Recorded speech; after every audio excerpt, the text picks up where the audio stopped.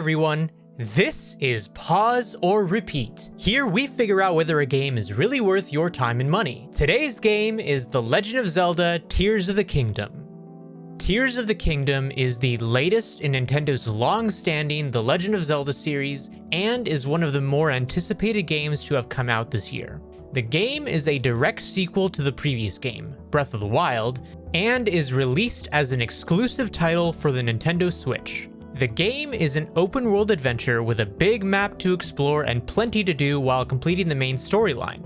Since it is a direct sequel, the game looks and feels much like the previous, with some added changes to keep things fresh. To dive into what's different, let's start with the gameplay.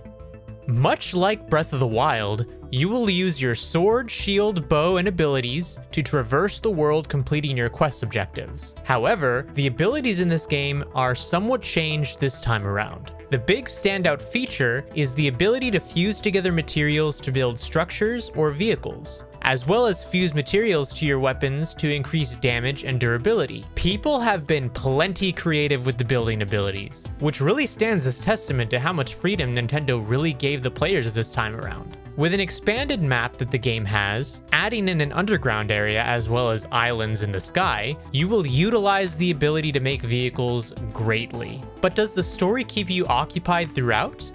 The story of Tears of the Kingdom is almost immediately better than Breath of the Wild. Where Breath of the Wild took a much less hands-on approach to the story, Tears of the Kingdom opens with story beats and has a closer story experience to the older, more linear Zelda games. The game's story does not strong-arm you as much as the older Zelda titles, but that tends to unfortunately be the nature of open-world games. At the end of the day, the game iterates upon what made the previous game great and added in plenty to keep new and old players of the series interested. I think that can be seen by the amount of talk surrounding the game. But now the question still stands. Pause or repeat? So yeah, Tears of the Kingdom, it is the game that everyone was talking about and still is talking about, at least to some extent, ever since that game came out a couple weeks ago. And it probably is going to be the game that is contender for Game of the Year. And in my opinion, this game definitely deserves contender for Game of the Year, considering they took Breath of the Wild and made that game look like a beta test to this game. Because they iterated upon it so much. But Henrick, am I hearing you kind of stutter a little bit? Are you hesitant? I mean, are you not saying this is the top tier one? Like there's a contender in the mix?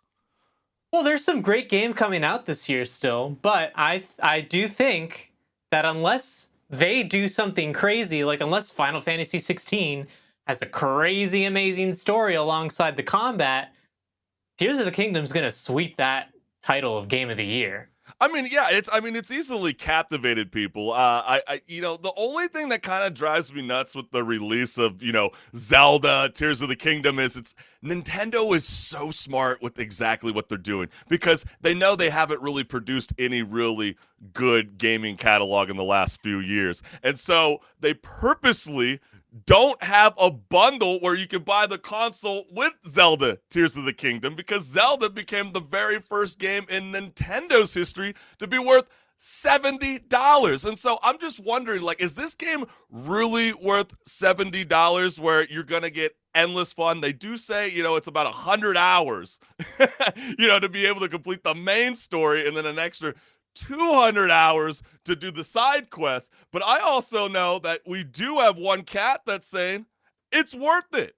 It's totally worth the expense. I agree. So for someone like myself who is not necessarily jumping on the board to want to go and pay for, the Switch Lite that's about $200, some cats are going to have to pay $270 just to play one game because we're not going to be able to see Zelda on the PC. So is that enough? Is it really worth your time to go and buy the console to go and play this game?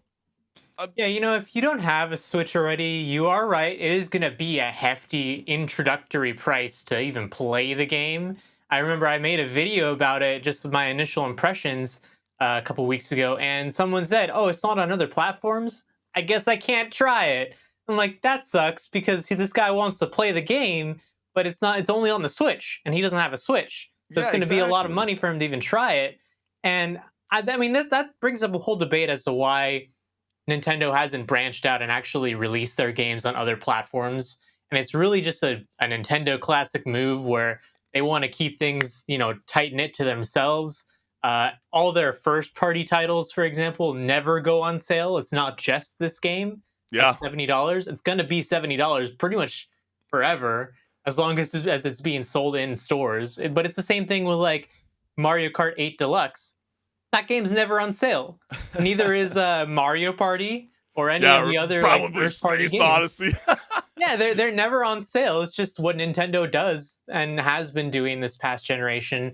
And I think, they probably could make more sales if they branched out and, put their titles on other platforms, but it's just not what they want to do. It's their philosophy, and I think that the only way that we can really change that is if we, speak with our wallets somehow. But people are Yeah. still buying the game, so they're listening to that at least, and Oh they're yeah, making money that absolutely. way. And So I think, I'm gonna just come out flat out right now, currently how the landscape is right now in 2023.